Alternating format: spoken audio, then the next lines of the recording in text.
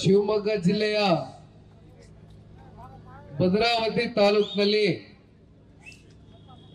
ಇವತ್ತು ತಾಲೂಕು ಆಡಳಿತ ಸೌಧದ ಸಮೀಪದಲ್ಲಿ ಇವತ್ತು ತಾಲೂಕಿನ ಎರಡು ಪಕ್ಷದ ನಿಷ್ಠಾವಂತ ಕಾರ್ಯಕರ್ತ ಬಂಧುಗಳು ಹಾಗೂ ಪಕ್ಷಾತೀತವಾಗಿ ಸಾಕಷ್ಟು ವರ್ಷಗಳಿಂದ ಸಾರ್ವಜನಿಕವಾಗಿ ತಾಲೂಕಿನಲ್ಲಿ ಚರ್ಚೆಗೆ ಗ್ರಾಸವಾಗಿದ್ರು ಕೂಡ ಇದು ಅಷ್ಟು ದೊಡ್ಡ ಮಟ್ಟದಲ್ಲಿ ಹೊರಗಡೆ ಬಂದಿರಲಿಲ್ಲ. ಆದರೆ ಇವತ್ತು ಇಡೀ ರಾಜ್ಯಾದ್ಯಂತ ಈ ತಾಲೂಕಿನ ಶಾಸಕರ ಸುಪುತ್ರರ ಒಂದು ನಡವಳಿಕೆ, ಅವರ ದುರಾಂಕಾರದ ಒಂದು ಪರಮಾವಧಿ ಇವತ್ತು ಯಾವ ಹಂತಕ್ಕೆ ಹೋಗಿ ತಲುಪಿದೆ ಅಂತಕ್ಕಂಥದನ್ನ ಇವತ್ತು ತಾಲೂಕಿನ ಹಾಗೂ ಜಿಲ್ಲೆಯ ಪತ್ರಿಕಾ ಮಾಧ್ಯಮ ಹಾಗೂ ಎಲೆಕ್ಟ್ರಾನಿಕ್ ಮೀಡಿಯಾ ಇವತ್ತು ತಾವೆಲ್ಲರೂ ಅತ್ಯಂತ ಪಾರದರ್ಶಕವಾಗಿ ಇಲ್ಲಿ ನಡೆದಿರ್ತಕ್ಕಂಥ ಘಟನೆಯನ್ನ ಯಾವುದೇ ಮುಚ್ಚುಮರೆ ಇಲ್ದಿರ, ಯಾವುದೇ ಮುಲಾಜಿಲ್ದಿರ ಇವತ್ತು ಇಡೀ ರಾಜ್ಯದ ಜನತೆಗೆ ತಾವು ಕಳೆದ 4-5 ದಿನಗಳಿಂದ ನಿರಂತರವಾಗಿ ಇರ್ತಕ್ಕಂಥ ವಾಸ್ತವಾಂಶದ ಬಗ್ಗೆ ಸಂಪೂರ್ಣವಾಗಿ ಮಾಹಿತಿಯನ್ನು ಕೊಟ್ಟಿದ್ದೀರಿ. ಸಂವಿಧಾನದ ಮುಖ್ಯ ಒಂದು ಅಂಗವಾಗಿ, ಒಂದು ಭಾಗವಾಗಿ ಇವತ್ತು ಮಾಧ್ಯಮದ ಸ್ನೇಹಿತರು ತಮ್ಮ ಜವಾಬ್ದಾರಿಯನ್ನ ಮೆರೆದಿರ್ತಕ್ಕಂಥದ್ದು ಇಡೀ ತಾಲೂಕಿನ ನಾಗರಿಕರ ಪರವಾಗಿ ಮೊದಲನೇದಾಗಿ ನಿಮ್ಮೆಲ್ಲರಿಗೂ ಕೂಡ ನಾನು ಹೃದಯದಿಂದ ಅಭಿನಂದನೆಗಳನ್ನ ಸಲ್ಲಿಸ್ತೇನೆ. ವೇದಿಕೆ ಮೇಲೆ ನಮ್ಮ ಪಕ್ಷದ ತಾಲೂಕು ಅಧ್ಯಕ್ಷರಿರ್ಬೋದು, ಭಾರತೀಯ ಜನತಾ ಪಾರ್ಟಿಯ ತಾಲೂಕು ಅಧ್ಯಕ್ಷರು, ನಮ್ಮ ಜಿಲ್ಲಾಧ್ಯಕ್ಷರು ಸೇರಿದಂತೆ ಪಕ್ಷದ ಎಲ್ಲಾ ಪದಾಧಿಕಾರಿಗಳು, ಹಿರಿಯ ಮುಖಂಡರುಗಳು ಇವತ್ತು ಈ ಒಂದು ವೇದಿಕೆಯನ್ನು ಅಲಂಕರಿಸಿದ್ದಾರೆ. ಅಷ್ಟೇ ಅಲ್ಲ, ಇವತ್ತು ನಮ್ಮ ಶಿವಮೊಗ್ಗ ಜಿಲ್ಲೆಯ ಗ್ರಾಮಾಂತರ ಭಾಗದ ನಮ್ಮ ತಾಯಿ ಸಮಾನರಾಗಿರ್ತಕ್ಕಂಥ ಶಾರದಾಪುರಿ ನಾಯಕಮ್ಮ ಅವರು ಕೂಡ ಇವತ್ತು ಈ ಒಂದು ಪ್ರತಿಭಟನೆಯಲ್ಲಿ ಪಾಲ್ಗೊಂಡು ಮಹಿಳೆಯರ ಪರವಾಗಿ ಇವತ್ತು ಧ್ವನಿಯನ್ನ ಎತ್ತಕ್ಕಂತ ಒಂದು ಪ್ರಯತ್ನವನ್ನ ಏನು ಮಾಡ್ತಾ ಇದ್ದಾರೆ. ಇವತ್ತು ಏಕಾಂಗಿಯಾಗಿ ನಾವೆಲ್ಲರೂ ನೆನೆಸ್ಕೊಳ್ಬೇಕಾಗ್ತದೆ, ಇಡೀ ತಾಲೂಕಿನ ಜನತೆ ಮರಿಲಿಕ್ಕಾಗದೆ ಇರ್ತಕ್ಕಂಥ ಮಾಣಿಕ್ಯ. ಅವರು ಆಸ್ತಿ ಮಾಡಿಲ್ಲ, ಅಂತಸ್ತು ಮಾಡಿಲ್ಲ, ಆದ್ರೆ ತಾಲೂಕಿನ ಜನತೆಯ ಪ್ರಾಮಾಣಿಕ ಸೇವೆ. 3 ಬಾರಿ ಶಾಸಕರಾಗಿ ಅಧಿಕಾರ ಇರ್ಲಿ ಇಲ್ಲದೆ ಹೋಗ್ಲಿ ಹೋರಾಟವನ್ನ ಮೈಗೆ ರೂಢಿಸ್ಕೊಂಡು ಯಾರೇ ಕಷ್ಟ ಅಂತ ಬಂದು ಎದುರುಗಡೆ ನಿಂತಂತ ಸಂದರ್ಭದಲ್ಲಿ ಬೆಂತಟ್ಟಿ ನಾನು ನಿನ್ನ ಅಣ್ಣಾಗಿ, ತಮ್ಮಾಗಿ, ನಿನ್ನ ಜೊತೆಯಲ್ಲಿ ನಿಮ್ಮ ಮನೆಯ ಮಗನಾಗಿ ನಿಂತಿದ್ದೇನೆ ಅಂತಕ್ಕಂಥ ಆತ್ಮವಿಶ್ವಾಸವನ್ನ ಮೂಡಿಸಿರ್ತಕ್ಕಂಥ ನಾವೆಂದೂ ಕೂಡ ಇತಿಹಾಸವನ್ನ ತಿರ್ಸ್ಲಿಕ್ಕೆ ಸಾಧ್ಯ ಇಲ್ಲ. ಅಂತ ಒಬ್ಬ ಮಾಣಿಕ್ಯನನ್ನ ನಾವು ಕಳ್ಕೊಂಡಿರ್ತಕ್ಕಂಥದ್ದು ದಿವಂಗತ ಶ್ರೀ ಅಪ್ಪಾಜಿ ಗೌಡರ ಧರ್ಮಪತ್ನಿಗಳು ನಮ್ಮ ಶಾರದಕ್ಕನವರು ಏಕಾಂಗಿಯಾಗಿ ಇವತ್ತು ಒಬ್ರು ಹೆಣ್ಮಗಳು ಹೋರಾಟವನ್ನ ಮಾಡ್ತಾ ಇದ್ದಾರೆ. ಕಳೆದ ಬಾರಿ ಅತ್ಯಂತ ಕಮ್ಮಿ ಅಂತರದಿಂದ ಪರಾರ್ಜಿತಗೊಂಡರೂ ಕೂಡ ಧೈರ್ಯವನ್ನ ಕೆಳೆದಿರಾ, ಧೃತಿಗೆಳೆದಿರಾ. ಯಾವ ರೀತಿ ಅಪ್ಪಾಜಿ ಗೌಡರು ನಿರಂತರವಾಗಿ ತಾಲೂಕಿನ ಜನತೆಯ ಸೇವೆಯಲ್ಲಿ ದೀರ್ಘಕಾಲ ಅವರ ಜೀವನವನ್ನ ಮುಡಿಪಿಟ್ಟಿದ್ರು. ಅವರು ಹಾಕಿರ್ತಕ್ಕಂಥ ಅವರು ತೋರಿಸಿರ್ತಕ್ಕಂಥ ಒಂದು ಮಾರ್ಗ, ಅವರ ಮಾರ್ಗದರ್ಶನದ ಅಡಿ ಇವತ್ತು ಶಾರದಕ್ಕನವರು ಕೂಡ ಇವತ್ತು ಹೆಜ್ಜೆಯನ್ನ ಹಾಕ್ತಾ ಇರ್ತಕ್ಕಂಥದ್ದು. ಬಹುಶಃ ಮುಂದಿನ ದಿನಗಳಲ್ಲಿ ಭದ್ರಾವತಿ ತಾಲೂಕಿನ ಪ್ರತಿಯೊಬ್ಬ ನಾಗರಿಕರು ಕೂಡ ಈಗಾಗಲೇ ಬೇಸತ್ತಿ ಹೋಗಿದ್ದಾರೆ. 100ಕ್ಕೆ 100 ಮುಂದೊಂದಿನ ಶಾರದಕ್ಕನವ್ರನ್ನ ನೀವೆಲ್ಲರೂ ಈ ಭಾಗದಲ್ಲಿ ಶಾಸಕರಾಗಿ ಮಾಡಿ ತಾಲೂಕಿನ ಸರ್ವತೋಮುಖ ಅಭಿವೃದ್ಧಿಗೆ ನಾವೆಲ್ಲರೂ ಕೂಡ ಕೈ ಜೋಡಿಸ್ಬೇಕು ಅಂತಕ್ಕಂಥದ್ದು ಈ ಸಂದರ್ಭದಲ್ಲಿ ಕೋರ್ಕೊಳ್ತಾ, ಮತ್ತೊಬ್ರು ಅಪ್ಪಾಜಿ ಗೌಡರ ಸುಪುತ್ರರು ಅಜಯ್ ಅಣ್ಣವರು ಕೂಡ ಬಹಳ ಸಕ್ರಿಯವಾಗಿ ಇವತ್ತು ತಾಲೂಕಿನ ಯಾವುದೇ ಆಗು ಹೋಗುಗಳಿರ್ಬೋದು, ತಾಲೂಕಿನ ಜನತೆಯ ಪರವಾಗಿ ನಿರಂತರವಾಗಿ ಅವರ ಕಷ್ಟ ಸುಖದಲ್ಲಿ ಒಬ್ಬ ಪಾಲುದಾರನಾಗಿ ಇವತ್ತು ಏನು ಹೋರಾಟವನ್ನ ಮಾಡ್ತಾ ಇದ್ದಾರೆ, ಅವರ ಹೋರಾಟಕ್ಕೆ ಪ್ರತಿಫಲ ರಾಜಕಾರಣ ಅಂತಕ್ಕಂಥದ್ದು ಇವತ್ತು ನಾಳೆನೂ ಸಿಗ್ತಕ್ಕಂಥ ಪ್ರತಿಫಲ ಅಲ್ಲ. ಇದನ್ನ ಯಾಕೆ ಹೇಳ್ತೇನೆ ಅಂತಕ್ಕಂಥದ್ದಾದ್ರೆ, ಸನ್ಮಾನ್ಯ ದೇವೇಗೌಡರು ಸಾಹೇಬರು ನಿನ್ನೆ ದಿನ ತಾವು ನೋಡಿರ್ಬೋದು,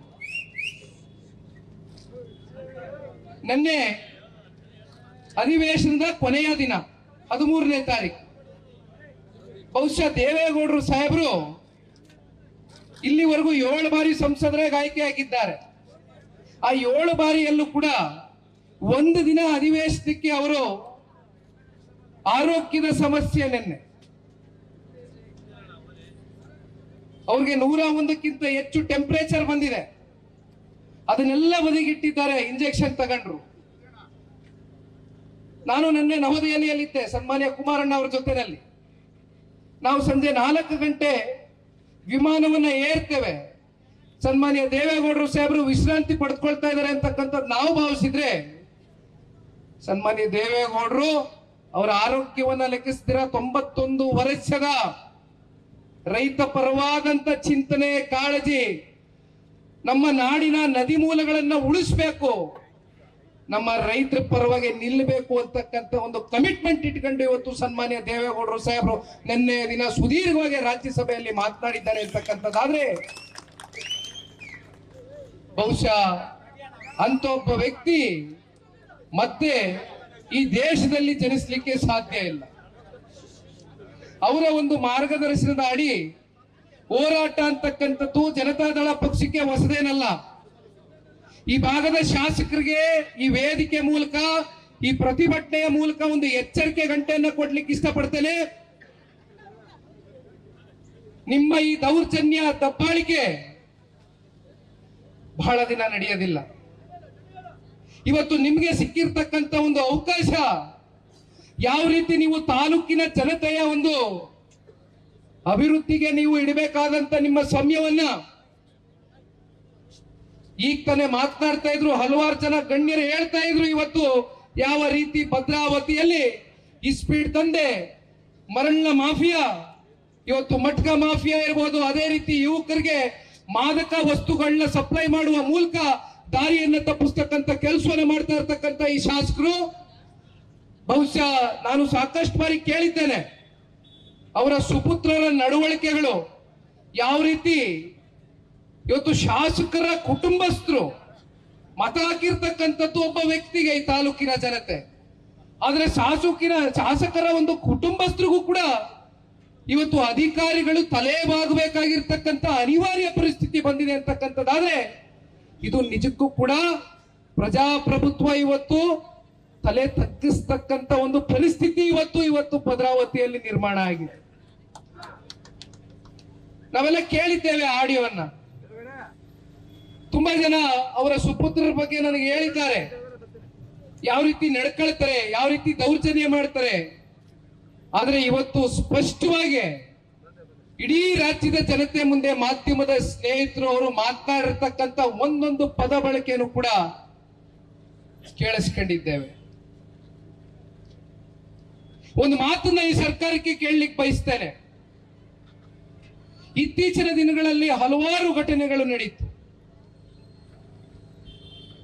ಯಾರ್ಯಾರು ಇವ್ರಿಗೆ ರಾಜಕೀಯವಾಗಿ ಮುಗಿಸ್ಬೇಕು ಅಂತಕ್ಕಂಥ ತೀರ್ಮಾನ ಮಾಡ್ತಾರೋ, ಇವರ ಆಡಳಿತವನ್ನ, ಇವ್ರನ್ನ ಯಾವ ಮಟ್ಟಕ್ಕೆ ಬೇಕಾದ್ರೂ ಎತ್ಕೊಂಡು ಹೋಗ್ತೇವೆ ಅಂತಕ್ಕಂಥ ಮನಸ್ಥಿತಿಯಲ್ಲಿ ಇವತ್ತು ಈ ರಾಜ್ಯ ಸರ್ಕಾರ ಇದೆ. ಅದಕ್ಕೆ ಉದಾಹರಣೆ, ಇವತ್ತೇನು ಒಬ್ರು ಜ್ಯೋತಿ ಅಂತಕ್ಕಂಥ ಒಂದು ದಷ್ಟ ಅಧಿಕಾರಿ, ಒಂದು ಮಹಿಳೆ, ಆ ಅಮಾಯಕ ಮಹಿಳೆಗೆ ಮಾತನಾಡ್ತಿರ್ತಕ್ಕಂಥ ಮಾತುಗಳು ಬಹುಶಃ ನಾವು ಈ ವೇದಿಕೆ ಮೇಲೆ ಯಾರು ಕೂಡ ಸಜ್ಜನರು ನಿಂತು ಹೇಳ್ತಕ್ಕಂಥದ್ದಲ್ಲ. ಇವೆಲ್ಲವನ್ನ ನೀವು ಕೇಳಿದ್ದೀರಿ. ಅದೇ ಇತ್ತೀಚಿನ ದಿನಗಳಲ್ಲಿ ಸದನದ ಒಳಗಡೆ ಗೊತ್ತಿಲ್ಲ ಒಬ್ರು ಭಾರತೀಯ ಜನತಾ ಪಾರ್ಟಿಯ ವಿಧಾನ ಪರಿಷತ್ನ ಸದಸ್ಯರು, ಪ್ರಭಾವಿ, ಅತ್ಯಂತ ಪ್ರಭಾವಿ ಮಹಿಳಾ ಮಂತ್ರಿ, ಅತ್ಯಂತ ಪ್ರಭಾವಿ ಮಹಿಳಾ ಮಂತ್ರಿ, ಅವ್ರ ಬಗ್ಗೆ ಸದನದ ಒಳಗಡೆ ಬಹಳ ಕೀಳಾಗೆ ಮಾತಾಡಿದ್ರು ಅಂತ ಆಪಾದನೆಯನ್ನ ಮಾಡಿ ಅದನ್ನ ಪರಿಶೀಲನೆ ಮಾಡ್ಲಿಕ್ಕೂ ಕೂಡ ಸರ್ಕಾರ ಮುಂದಾಗ್ಲಿಲ್ಲ. ಅವ್ರನ್ನ ಏನೋ ಸ್ಟೇಷನ್ಗೆ, ಎಷ್ಟು ಸ್ಟೇಷನ್ ಕರ್ಕೊಂಡೋಗಿ, ಬಹುಶಃ ಈ ರಾಜ್ಯದ ಇತಿಹಾಸದಲ್ಲಿ ಇಂಥ ಘಟನೆ ನಡೆದಿಲ್ಲ. FIR ಮಾಡಿದ್ರಿ, ಮಾಡಿ. ನಿಮ್ಗೆ ತಾಕತ್ ಬಗ್ಗೆ ಮಾತಾಡ್ತೀರಿ, ದಮ್ ಬಗ್ಗೆ ಮಾತಾಡ್ತೀರಿ. ರಾಮನಗರ ಜಿಲ್ಲೆಯಲ್ಲಿ ನಿಂತ್ಕೊಂಡು ಇವತ್ತು ನಿಮ್ಗೆ ತಾಕತ್ತು ದಮ್ಮು ಅಂತಕ್ಕಂಥದ್ದು ಏನಾದ್ರು ಇದ್ರೆ ಮಾಡಿ. ಇವತ್ತು ಈ ಶಾಸಕರ ಸುಪುತ್ರರ ವಿರುದ್ಧವಾಗಿ FIR ಅನ್ನ ಮಾಡಿ, FSL ತಯಾರಿಯನ್ನ ಮಾಡಿ, FSL ರಿಪೋರ್ಟ್ ಅನ್ನ ಕೊಡಿ. ಅವ್ರು ನಿಜಕ್ಕೂ ಕೂಡ ಧ್ವನಿ ಅವ್ರದ್ದೇನ ಅಲ್ವಾ ಅಂತಕ್ಕಂಥದ್ದು ಇವತ್ತು ಪರಿಶೀಲನೆ ಆಗಬೇಕಾಗಿದೆ. ಅದಕ್ಕೆ ಒಂದು FIR ಮಾಡಿ, FSL ರಿಪೋರ್ಟ್ ಅನ್ನ ತಯಾರಿ ಮಾಡಿದ್ರೆ ಭದ್ರಾವತಿ ತಾಲೂಕಿನ ಜನತೆ ನಿಮ್ಮ ಪಾರದರ್ಶಕತೆಯನ್ನ ನಿಜಕ್ಕೂ ಕೂಡ ಮೆಚ್ಚುತ್ತಾರೆ. ಇನ್ನೊಂದು ಕಡೆ ಭಾರತೀಯ ಜನತಾ ಪಾರ್ಟಿಯ ಮತ್ತೊಬ್ರು ಶಾಸಕರು, ಅವ್ರದ್ದು ಇದೇ ತರ ಆಡಿಯೋ ಬಿಡುಗಡೆ ಮಾಡಿಸಿದ್ರು. ಅದು ಅವ್ರದೇ ಆಡಿಯೋ ಅಲ್ವಾ ಹೌದಾ ಅನ್ನೋದಕ್ಕಿಂತ ಮುಂಚಿತವಾಗಿ ಅವ್ರನ್ನ ಒಳಗಡೆ ಹಾಕಿದ್ರು. ಹಾಗಿದ್ರೆ ಕಾಂಗ್ರೆಸ್ನಲ್ಲಿ ಇರ್ತಕ್ಕಂಥ ಶಾಸಕರು ಮಂತ್ರಿಗಳಿಗೆ ಒಂದು ನ್ಯಾಯ. ಇವತ್ತು ಭದ್ರಾವತಿಯಲ್ಲಿ ಯಾರಾದ್ರೂ ಅಧಿಕಾರಿಗಳು ಬಂದು ಕೆಲಸ ಮಾಡಬೇಕು ಅಂತಕ್ಕಂಥದ್ದಿದ್ರೆ ದಯಮಾಡಿ ನಮಗೆ ಭದ್ರಾವತಿ ಅಂತ ತಾಲೂಕಿಗೆ ಮಾತ್ರ ನಮ್ಮನ್ನ ದೂಡಬೇಡಿ. ನಮ್ಮ ಕೈಲಿ ಇಲ್ಲಿ ಉಸಿರು ಕಟ್ಟಂತ ಒಂದು ವಾತಾವರಣ ಕೆಲಸ ಮಾಡ್ಲಿಕ್ಕೆ ಆಗೋದಿಲ್ಲ ಅಂತಕ್ಕಂಥ ಪರಿಸ್ಥಿತಿನ ಇವತ್ತು ಈ ಭಾಗದ ಶಾಸಕರು ತಂದೊಡ್ಡಿದ್ದಾರೆ ಅಂತಕ್ಕಂಥದ್ದಾದ್ರೆ ಇವತ್ತು ಭದ್ರಾವತಿ ತಾಲೂಕಿನ ಒಂದು ಮರ್ಯಾದೆಯನ್ನ ಇವತ್ತು ಬೀದಿಯಲ್ಲಿ ಹರಾಜಾಗ್ತಾ ಇದ್ದಾರೆ ಈ ಶಾಸಕರು. ಇವೆಲ್ಲದಕ್ಕೂ ಕೂಡ ಒಂದು ಅಂತ್ಯ ಅಂತಕ್ಕಂಥದ್ದಿದೆ. ದಯಮಾಡಿ ಇವತ್ತು ಭಗವಂತ ನೋಡ್ತಾ ಇದ್ದಾನೆ. 7.5 ಕೋಟಿ ಕನ್ನಡಿಗರಿದ್ದಾರೆ ಈ ತಾಲೂಕಿನ ಜನತೆ. ಈ ಪ್ರಜಾಪ್ರಭುತ್ವದ ವ್ಯವಸ್ಥೆಯಲ್ಲಿ ಚುನಾವಣೆ ಸಂದರ್ಭದಲ್ಲಿ ಮುಂಬರ್ತಕ್ಕಂಥ ದಿನಗಳಲ್ಲಿ ನಿಮ್ಗೆ ತಕ್ಕ ಪಾಠವನ್ನ ಕಲಿಸ್ತಾರೆ ಅಂತಕ್ಕಂಥದ್ದನ್ನ ಮರೆಯಬೇಡಿ. ದಯಮಾಡಿ ಜಿಲ್ಲೆಯ ಹಾಗೂ ನಮ್ಮ ತಾಲೂಕಿನ ಪೊಲೀಸ್ ಅಧಿಕಾರಿಗಳಿಗೆ ಕೈ ಜೋಡಿಸಿ ಮನವಿ ಮಾಡ್ತೇನೆ. ಸನ್ಮಾನ್ಯ ಕುಮಾರಣ್ಣ ಅವರು ಕೂಡ 2 ಬಾರಿ ರಾಜ್ಯದ ಮುಖ್ಯಮಂತ್ರಿಗಳಾಗಿ ಆಡಳಿತವನ್ನ ಮಾಡಿದ್ರು. ಕುಮಾರಣ್ಣ ಅವರಿಗೆ ಅನೇಕ ಬಾರಿ ಜಿಲ್ಲೆಯ ಹಾಗೂ ತಾಲೂಕಿನ ವಿಚಾರಕ್ಕೆ ಸಂಬಂಧಪಟ್ಟಂತೆ ಏನಾದ್ರೂ ಸಣ್ಣ ಪುಟ್ಟ ರಗಳೆಗಳು ಇದ್ದಿದ್ದೆ, ಇಲ್ಲ ಅಂತ ಏನಿಲ್ಲ. ಆದ್ರೆ ಕುಮಾರಣ್ಣ ಅವರು ಯಾವಾಗಲೂ ಒಂದೇ ಮಾತು ಹೇಳ್ತಾ ಇದ್ರು, ಇವರು ಕಾಂಗ್ರೆಸ್ ಪಕ್ಷ, ಇವರು ಬಿಜೆಪಿ ಪಕ್ಷ, ಇವರು JDS ಪಕ್ಷ ಅಂತಕ್ಕಂಥ ತಾರತಮ್ಯ ಮಾಡ್ತಕ್ಕಂಥದ್ದು ಬೇಡ. ದಯಮಾಡಿ ಸಣ್ಣ ಪುಟ್ಟ ವೈಮನಸ್ಸುಗಳು ಗಲಾಟೆಗಳು ಮಾಡ್ಕೊಂಡಂತ ಸಂದರ್ಭದಲ್ಲಿ ಪೊಲೀಸರು ನೀವು ಜವಾಬ್ದಾರಿಯುತವಾದಂತ ಒಂದು ಸ್ಥಾನದಲ್ಲಿ ಇದ್ದೀರಿ, ಅವ್ರಿಗೆ ತಿದ್ದಿ ಬುದ್ಧಿವಾದ ಹೇಳಿ ಮತ್ತೆ ಈ ರೀತಿ ಘಟನೆ ಮರುಕಳಿಸದೇ ಇರತಕ್ಕಂಥ ನಿಟ್ಟಿನಲ್ಲಿ ದಯಮಾಡಿ ನೀವು ವರ್ತಿಸಬೇಕು ಅಂತಕ್ಕಂಥದ್ದನ್ನ ಸನ್ಮಾನ್ಯ ಕುಮಾರಣ್ಣ ಅವರು ಮಾತನಾಡ್ತಾ ಇರ್ತಕ್ಕಂಥದ್ದನ್ನ ನಾನು ಬಹಳ ಹತ್ತಿರದಿಂದ ನೋಡಿದ್ದೇನೆ. ಕುಮಾರಣ್ಣ ಅವರು 2 ಬಾರಿ ರಾಜ್ಯದ ಮುಖ್ಯಮಂತ್ರಿಗಳಾಗಿದ್ರು.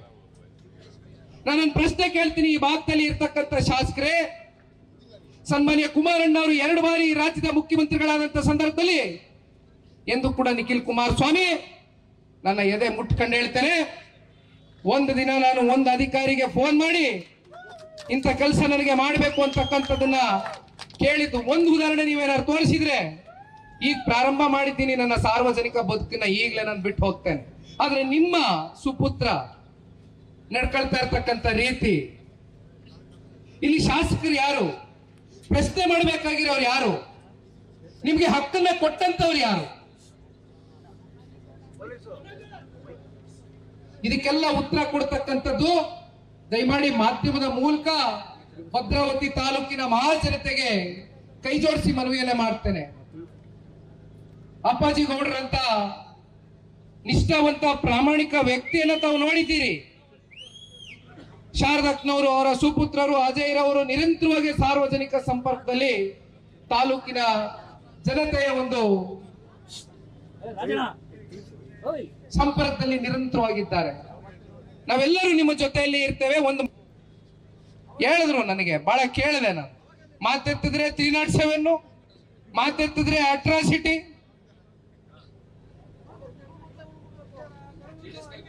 ದಯಮಾಡಿ ಇಲ್ಲಿರ್ತಕ್ಕಂಥ ತಾಲೂಕಿನ ಯಾರೇ ಇರಬಹುದು ಪೊಲೀಸ್ ಅಧಿಕಾರಿಗಳಿಗೆ ಕೈ ಜೋಡಿಸಿ ಮನವಿ ಮಾಡ್ತೇನೆ, ಸೌಜನ್ಯವಾಗಿ ಕೇಳ್ಕೊಳ್ತೇನೆ. ದಯಮಾಡಿ ಪಾರದರ್ಶಕವಾಗಿ ನಿಮ್ಮ ಜವಾಬ್ದಾರಿಯನ್ನ ಮೆರಿಬೇಕಾಗ್ತದೆ. ಅದನ್ನ ಮೊದಲು ದಯಮಾಡಿ ತಾವೆಲ್ಲರೂ ತಿಳ್ಕೋಬೇಕು ಅಂತಕ್ಕಂಥದನ್ನ ಹೇಳ್ತಾ ಕೊನೆಯದಾಗ ಒಂದು ಮಾತನ್ನು ತಿಳಿಸ್ಲಿಕ್ಕೆ ಬಯಸ್ತೇನೆ.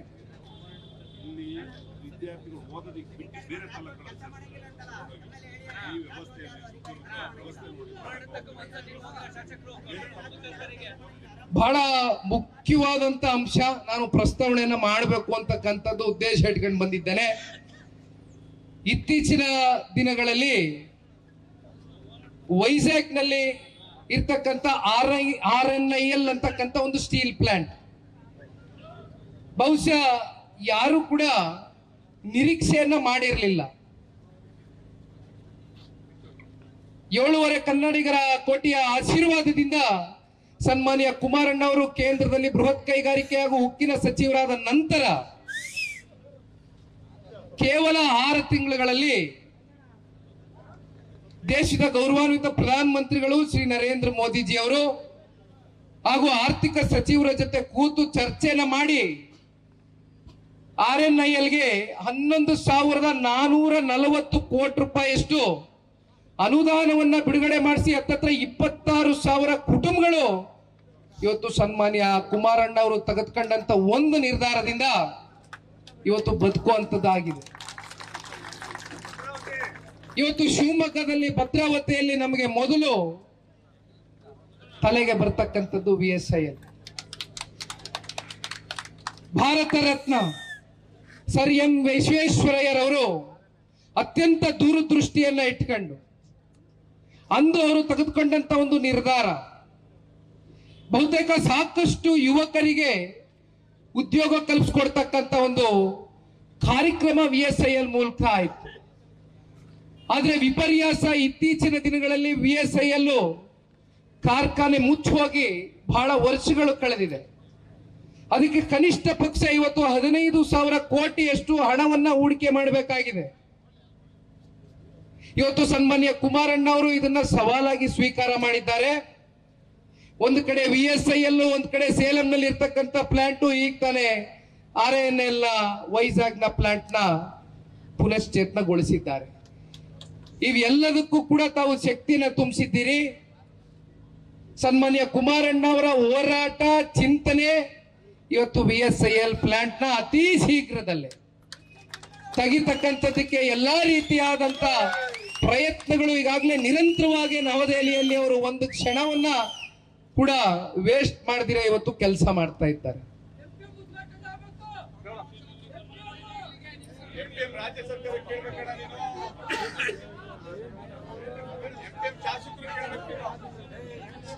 ದಯಮಾಡಿ ನಾನು ಒಂದು ಕೊನೆಯದಾಗೆ ಒಂದು ಮಾತನ್ನ ತಿಳಿಸ್ಲಿಕ್ಕೆ ಬಯಸ್ತೇನೆ. ಇವತ್ತೇನು ಈ ಪ್ರತಿಭಟನೆಯಲ್ಲಿ ತಾವೆಲ್ಲರೂ ಇಷ್ಟು ಉರಿ ಬಿಸಿಲಲ್ಲೂ ನಿಂತು ತಮ್ಮ ಆಕ್ರೋಶ ಭರಿತವಾದಂತ ಒಂದು ನೋವೇನಿದೆ, ಆ ನೋವು ಇವತ್ತು ಸಾಕಷ್ಟು ಗಣ್ಯರು ಮಾತನಾಡಬೇಕಾದ್ರೆ ತಾವೆಲ್ಲರೂ ಬಹಳ ತಾಳ್ಮೆಯಿಂದ ಸಮಾಧಾನದಿಂದ ತಾವೇನು ವರ್ತನೆಯನ್ನ ಮಾಡಿದ್ದೀರಿ. ಈ ಒಂದು ಪ್ರತಿಭಟನೆ ಇಲ್ಲಿಗೆ ಮುಕ್ತಾಯ ಆಗ್ತಕ್ಕಂಥದ್ದಲ್ಲ, ಇದು ಇಲ್ಲಿಂದ ಒಂದು ಹೊಸ ಅಧ್ಯಾಯವನ್ನ ಇವತ್ತು ಇಲ್ಲಿಂದ ಒಂದು ಪ್ರಾರಂಭವನ್ನ ಮಾಡ್ತೇವೆ ಅಂತಕ್ಕಂಥದ್ದು ಯಾರು ಕೂಡ ಇದರಲ್ಲಿ ಒಂದು ಸಣ್ಣ ಡೌಟ್ ಅನ್ನ ಇಟ್ಕೊಳ್ಬೇಡಿ. ನಿಮ್ ಜೊತೆಯಲ್ಲಿ ನಾವು ಇರ್ತೇವೆ.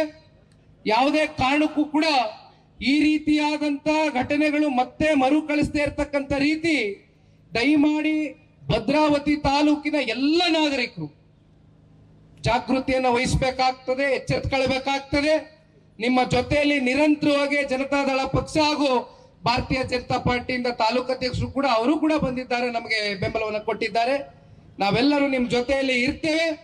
ಈಗ ಒಂದು ಮೆಮೊರಂಡಮ್ನ ತಾಲೂಕು ಕಚೇರಿಗೆ ತಹಸೀಲ್ದಾರ್ಗೆ ಹೋಗಿ ಸಲ್ಲಿಸ್ತಕ್ಕಂಥ ಒಂದು ಕೆಲಸವನ್ನು ಮಾಡ್ತೇವೆ ಅಂತಕ್ಕಂಥದ್ದು ಹೇಳ್ತಾ ಮತ್ತೊಮ್ಮೆ ತಾವೆಲ್ಲರೂ ಇಷ್ಟು ಸಮಾಧಾನವಾಗಿ ನಿಂತು ತಾಳ್ಮೆಯಿಂದ ನಿಂತು ನಮ್ಮ ಒಂದು ಪ್ರತಿಭಟನೆಗೆ, ನಮ್ಮ ಹೋರಾಟಕ್ಕೆ ಶಕ್ತಿಯನ್ನೇ ತುಂಬಿಸ್ಕೊಟ್ಟಿದ್ದೀರಿ. ನಿಮ್ಮೆಲ್ಲರೂ ಕೂಡ ಹೃದಯಪೂರ್ವವಾದಂತ ಧನ್ಯವಾದಗಳನ್ನ ಸಲ್ಲಿಸ್ತೀನಿ. ಧನ್ಯವಾದ.